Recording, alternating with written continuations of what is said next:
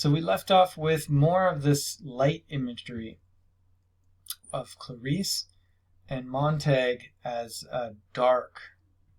So Montag has the smell of kerosene. He has this salamander symbol of a serpent in fire. The smell of it stuck to his clothes, whereas she is like nature perfume, light and shining and bright and milk white and all these contrasts. Okay, so notice her description of her eyes. He saw himself suspended in two shining drops of bright water, himself dark and tiny in fine detail, the lines about his mouth, everything there, as if her eyes were two miraculous bits of violet amber.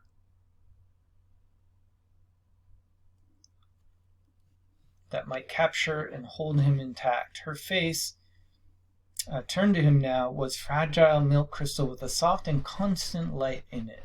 It was not the hysterical light of electricity, but what? Okay, so electricity and technology is described here as hysterical. What's that mean? Crazy, frenetic, stressful, hysterical. Electricity, it's like this buzzing, moving, pulsing thing. It's always pulsing. But the light of her eyes was strangely comfortable and rare. The strangely comfortable and rare and gently flattering light of the candle. So versus candlelight, something that's soft and natural.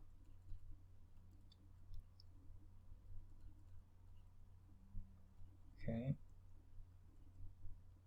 Something from the past. One time when he was a child in a power failure, his mother had found and lit a last candle, and there had been a brief hour of rediscovery, of such illumination that space lost its vast dimensions and drew comfortably around them, and they, mother and son alone, transformed, hoping that the power might not come on again too soon. So notice here, this description is very poignant about his childhood, however long ago that was.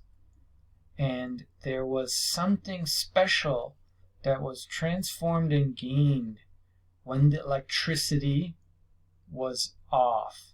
When there was a power failure of technology, there was an hour of rediscovery. So what were they rediscovering? They were rediscovering human connection, family, here with his mom. And then Clarisse McClellan said, "Do you mind if I ask, how long have you worked at being a fireman?" "Since I was 20, 10 years ago." "Do you ever read any of the books you burn?" He laughed. "That's against the law." "Oh, of course. It's fine work. Monday, burn Millet. Wednesday, Whitman. Friday, Faulkner. Burn him to ashes. Then burn the ashes. That's our official slogan." They walked still further, and the girl said, "Is it true that long ago firemen put out fires instead of going to start them?" So what's going on here? Clarisse has historical knowledge. And she's asking questions that actually question the society's official version of history. And what does Montag say, though? "No, houses have always been fireproof. Take my word for it." "Strange. I heard once, a long time ago, houses used to burn by accident, and they needed firemen to stop the flames." He laughed. She glanced quickly over. "Why are you laughing?"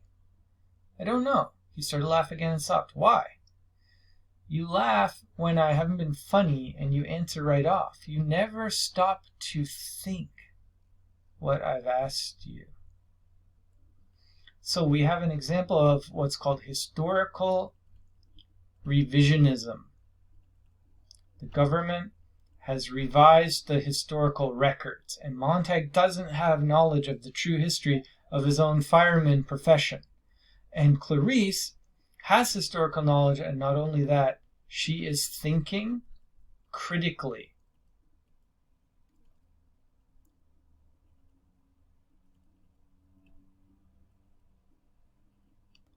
And she is analyzing information and evaluating it. Montag did not stop to think. He stopped walking. "You're an odd one," he said, looking at her. "Haven't you any respect? I didn't mean to be insulting. It's just I love to watch people too much, I guess." "Well, doesn't this mean anything to you?" He tapped the numerals 451 stitched on his char-colored sleeve. "Yes," she whispered. She increased her pace. "Have you ever watched the jet cars racing on the boulevards down that way? You're changing the subject. I sometimes think that drivers don't know what grass is or flowers because they've never seen them slowly," she said. This thing is... Come on. "If you showed a driver a green blur, oh yes, he'd say that's grass. A pink blur, that's a rose garden. White blurs are houses. Brown blurs are cows. My uncle drove slowly on a highway once. He drove 40 miles an hour and they jailed him for 2 days. Isn't that funny? And sad, too?" So what about Clarisse's family? They actually broke the law. They were driving slowly. They were slowing down, like slowing down to think. However, people don't experience nature.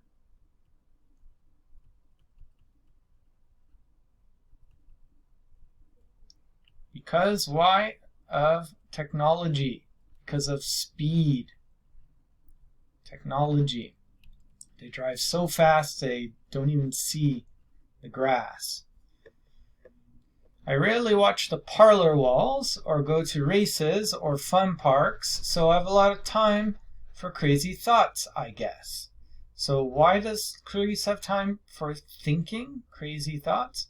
She's not addicted to media. She doesn't go to these entertainment distractions. So what is society doing with their time rather than reading books and thinking? They are addicted to media and entertainment, which are both forms of not thinking, of passive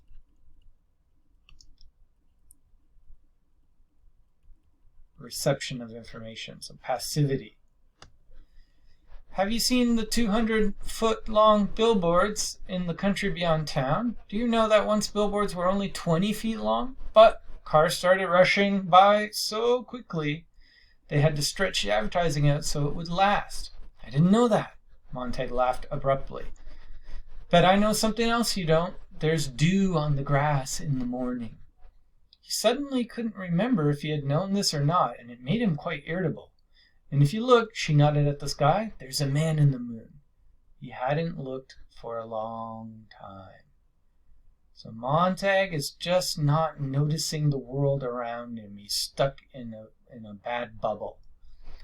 They walked the rest of the way in silence, hers thoughtful, his a kind of clenching and uncomfortable silence, in which he shot her accusing glances. When they reached her house, all its lights were blazing. All the lights at Clarisse's house were on. Not only were they on, they are blazing. Blazing. Normally used to describe a fire. Normally, blazing describes a fire. Fires blaze. In this case, the lights, there's so many lights on, Montag isn't used to the lights being on in the house. It seems like blazing to him. What's going on? Montag had rarely seen that many house lights. Why? What did people do at the time, especially in the 1960s? Why were there being less lights on? People are watching TV in the dark usually. Turn the lights off. Okay, and there's that glare from the TV. Well, it's not like that here. There's no parlor walls on in her house. Oh, just my mother and father and uncle sitting around talking. It's like being a pedestrian, only rarer. So people don't even walk around pedestrian. That's really rare. What's more rare is people sitting around actually talking and having a family conversation, actually socializing with each other. My uncle was arrested another time. More law-breaking in her family. Did I tell you? For being a pedestrian. Oh, we're most peculiar. We're strange. Her uncle was like walking around, and he got arrested for that. So you can see the level of military and government enforcement of the laws in the society is really extreme. And the customs and the social behaviors of the society are really messed up and really extreme. But what do you talk about? She laughed at this. Good night. She started up her walk. Then she seemed to remember something and came back to look at him with wonder and curiosity. Are you happy? She said. Am I what? He cried. And she was gone running in the moonlight, her front door shut gently. So this question she asks him, are you happy, is a key trigger question. Okay, it triggers Montag to self-reflect. Clarisse is like a mirror. She's connected with mirrors. Her face was like a mirror. What are mirrors for? Self-reflection. Mirrors will be a major symbol. This question triggers Montag to wonder, like, am I really happy? What's going on in my life? How do I feel? And so this encounter with Clarisse, he gets confronted with his lack of historical knowledge, trusting the ways of the society, not noticing the world around him, not actually feeling anything, being numb, not enjoying nature. And Clarisse has this curiosity and this innocence, and she's questioning everything. And her family is social, full of knowledge, and slowing down and taking a look at the world the way it really is and thinking. So that's a very important opening encounter for Montag. It will change his whole direction. All right, we'll come back with another video about Mildred and Montag's home and compare and contrast that with Clarisse and her home.